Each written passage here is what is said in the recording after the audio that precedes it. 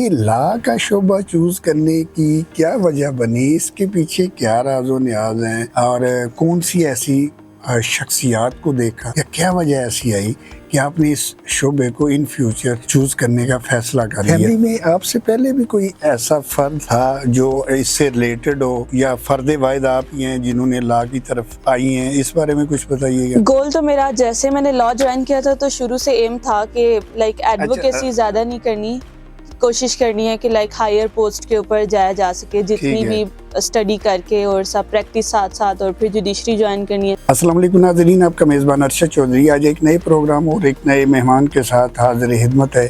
मेरे साथ जो आज मेहमान शख्सियत मौजूद है लॉ के शोबा से रिलेटेड है, स्टूडेंट है अभी। इससे पहले आपने मेरे जितने प्रोग्राम देखे उसमें वकील साहिबान आते थे, आज एक स्टूडेंट मेरे साथ मौजूद है। इनसे बातचीत करते हैं, इनसे मुलाकात करते हैं, इनके बारे में जानते हैं कि वो कौन सी ऐसी वजूहात बनी, कौन सी ऐसी बातें लॉ में देखी कि इसकी तरफ रगबत कर दी। आपकी इनसे मुलाकात करवाते हैं। जनाब मोहतरमा नमरा महमूद साहिबा, अस्सलाम वालेकुम। वालेकुम सलाम। कैसे मजाज? ठीक ठाक, शुक्र अल्हम्दुलिल्लाह। आपकी आमद का बहुत बहुत शुक्रिया, आपने अपने टाइम में से मुझे टाइम दिया और मैं आपको ARP न्यूज़ प्रोग्राम में वेलकम करता हूँ। आपकी आमद का बहुत बहुत शुक्रिया।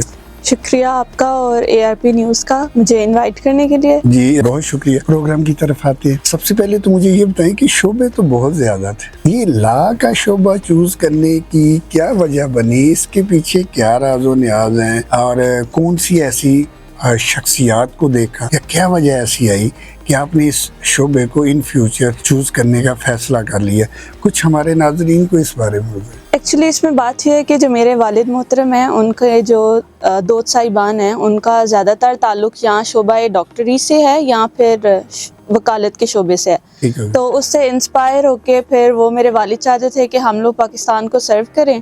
तो इस बेस के ऊपर फिर मेरे ताया अब्बा ने और मेरे अब्बा हजूर ने बाहमी मशवरे से ये कहा कि इसको लॉ की फील्ड चूज़ कराते हैं क्योंकि ये एक प्रोफेशनल फील्ड है। फिर मेरे वालिद के एक बहुत ही अजीज़ दोस्त वकील हैं, एडवोकेट हाई कोर्ट हैं, चौधरी अब्दुल सत्तार गुज्जर, वो एडवोकेट हैं। तो उनके ऊपर फिर उनसे भी इंस्पायर होकर तो मेरे अब्बा जी ने बोला कि लॉ चूज़ करवाना है। वजूहत ये बनी कि वालिद साहब की ख्वाहिश थी, हाँ जी, कि हमारी जो निमरा बेटी है ये लॉ की तरफ है। माशाल्लाह कितनी बहन भाई हैं? हम लोग 4 बहन भाई हैं मुझे मिला के। अच्छा, बाकी बहन भाई क्या करते हैं? बाकी जो मेरी सबसे बड़ी सिस्टर हैं वो PhD कर रही हैं और PhD के 3rd ईयर में PhD बायोटेक्नोलॉजी कर रही हैं और विजिटिंग लेक्चरर हैं साथ। अच्छा। उसके बाद जो मेरा भाई है वो पंजाब पुलिस कांस्टेबलरी में तैनात है और अच्छा। उसके बाद मैं हूँ, मैं लॉ की 4th ईयर की स्टूडेंट हूँ। और उसके बाद मेरा छोटा भाई है जो 10th क्लास का कंप्यूटर साइंस का स्टूडेंट है। कर रहे वो कर रहे। मकसद कहने का है कि सभी बहन भाई किसी न किसी शोबे की तरफ रगबत रखते हैं और रिलेटेड है और एक पॉजिटिव स्टडी कर रहे हैं। अब आ जाएंगे इब्तदाई तालीम कहाँ से हासिल की, इस बारे में कुछ हमारे नाजरीन को बताइएगा। मेरी इब्तदाई तालीम जो मेरा स्कूलिंग वाला पार्ट था वो मैंने अपने एरिया के प्राइवेट और मशहूर स्कूल नुईदे सायर मॉडल स्कूल से किया है, मैट्रिक तक। उसके बाद मैंने अपना कॉलेज की जो तालीम है वो मैंने पंजाब कॉलेज लाला मुसा वुमेन बहन से हासिल की है। और उसके बाद अब मैं यूनिवर्सिटी से लॉ कर रही हूँ, यूनिवर्सिटी ऑफ गुजरात से, हाफिजियात कैंपस से। अच्छा अच्छा अच्छा, उधर से। माशाल्लाह कितना अरसा हो गया ज्वाइन किए हुए यूनिवर्सिटी को? मुझे यूनिवर्सिटी ज्वाइन किए हुए 3 साल गुजर गए हैं। 3 साल गुजर गए। फैमिली में आपसे पहले भी कोई ऐसा फर्द था जो इससे रिलेटेड हो या फर्द वाहिद आप ही हैं जिन्होंने लॉ की तरफ आई हैं, इस बारे में कुछ बताइएगा। जी नहीं, मेरी फैमिली में इससे पहले कोई वकील नहीं है। मैं अपने फैमिली की पहली वकील खातून होंगी इंशाल्लाह। और इससे पहले कोई नहीं है, कोई भी नहीं था। आप फर्द वाहिद हैं जो इस तरफ है। हाँ जी। लॉ की कौन सी ऐसी बात अच्छी लगी कि इसकी तरफ ध्यान चला गया कि मैं लाजमी ये करूँ, इसमें ये काफ़ी फैसिलिटी है या अर्निंग है, इस बारे में कुछ बताइएगा। पहले तो ये है कि एक हमारा शुरू से था कि अब क्योंकि अनएम्प्लॉयमेंट बहुत ज़्यादा बढ़ती जा रही है तो उसके अकॉर्डिंगली फिर कहा गया कि ऐसी कोई फील्ड चूज़ करो जो प्रोफेशनल फील्ड हो और उसमें आपको जॉब ना ढूंढनी पड़े। तो पहली तो इसकी ये बेस थी। बिल्कुल बिल्कुल ठीक है कि प्रोफेशनल फील्ड चूज़ करें ताकि हम अपना खुद से कुछ कर सकें। उसके बाद फिर हम मुल्क की हालात भी कुछ ऐसे हैं, हम लोग जैसे कि अब हम लोग वक्त गुजरता जा रहा है और हम देख रहे हैं कि जो इनजस्टिस है वो बहुत ज़्यादा बढ़ता जा रहा है, और मेरे वालिद की भी कुछ ख्वाहिश थी कि हम लोग पाकिस्तान को सर्व करें, तो वो इस लिहाज से फिर इन सब चीज़ों को मिला के मैंने लॉ की फील्ड को चूज़ किया ताकि मैं अपनी कंट्री पाकिस्तान को सर्व कर सकूं और जस्टिस को इंश्योर किया जा सके। इब्तदाई जो तजर्बा होता है, ज़ाहिर है कोई भी आप जॉब करते हैं स्टडी करने से तो नहीं होता, उसके साथ साथ उसको मैनेज करने के लिए तजर्बे की भी ज़रूरत होती है, आपको आपके सीनियर की भी ज़रूरत होती है, उनके पास बैठ के काफ़ी कुछ चीज़ें।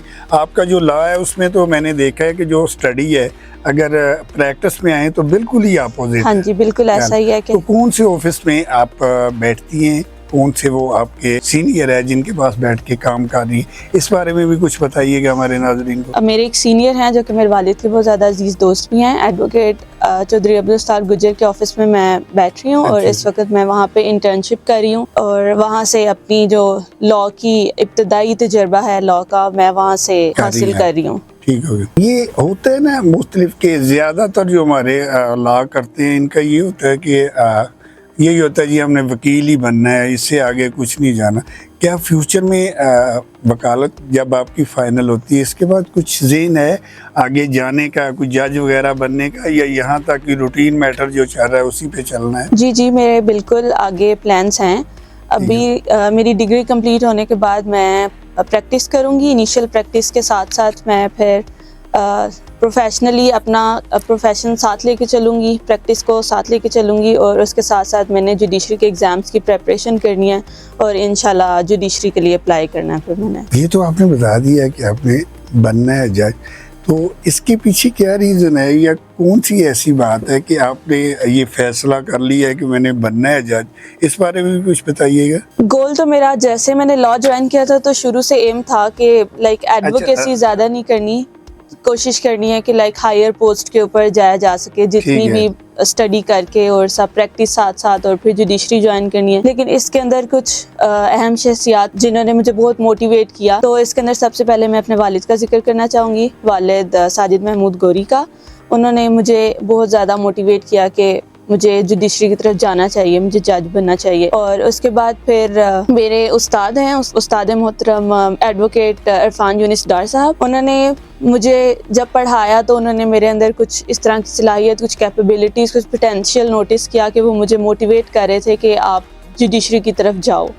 और चूँकि हम लोग अगर अपनी सोसाइटी के मुताबिक देखें तो फीमेल्स के लिए लॉ के शोबे को इतना अच्छा नहीं समझा जाता। बिल्कुल बिल्कुल। तो फिर उसके लिए उन्होंने मुझे मज़ीद मोटिवेट किया कि मैं एडवोकेसी की तरफ ज़्यादा मत जाऊँ, मैं प्रैक्टिस करके साथ साथ जुडिशरी के एग्ज़ाम्स दूँ। और फिर मुझे तीसरे नंबर पे जो मुझे मज़ीद मोटिवेट करने वाली शख्सियत हैं वो जिनके पास अभी मैं काम कर रही हूँ, हाँ जी, चौधरी अब्दुल सत्तार गुजर साहब के पास, उन्होंने भी मुझे मोटिवेट किया कि मुझे जुडिशरी की तरफ जाना चाहिए। अब ये होता है ना, हर कोई भी आप प्रोफेशनल शोबा लेते हैं उसमें कुछ कैटेगरी होती हैं।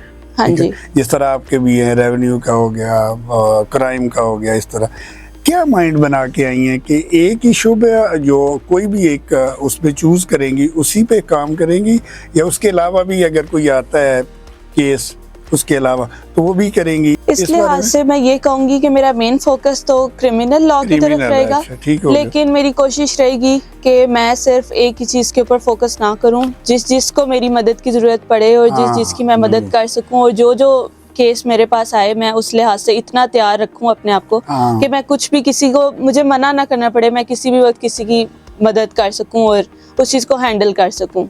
यानी कोई बंदा भी आता है अगर उसको प्रॉब्लम है, आप उसको नॉलेज ज़्यादा नहीं भी जानती, लेकिन आपको इतनी इन्फॉर्मेशन हो कि आप उसकी कुछ ना कुछ हेल्प कर सकें या गाइड कर सकें। कचहरी में बैठती हैं, ज़्यादा केसेस आजकल कौन से आ रहे हैं या रूटीन पे हैं, सभी एक ही सिस्टम है, या कुछ ऐसे केसेस हैं जो ज़्यादा आपकी नज़र में आते हैं कि कचहरी में अगर एक बंदा बैठा हुआ है वकील, तो ज़्यादा केसेस इस नौइयत के आते हैं? ज़्यादा केसेस अगर मैं जो आजकल कचहरी में बैठ कर नोटिस करें, ज़्यादातर नोट करें तो ये सिविल जो मैटर्स होते हैं या फैमिली मैटर्स होते हैं, डाइवोर्स के केसेस, गार्डियनशिप के केसेस, इस तरह के।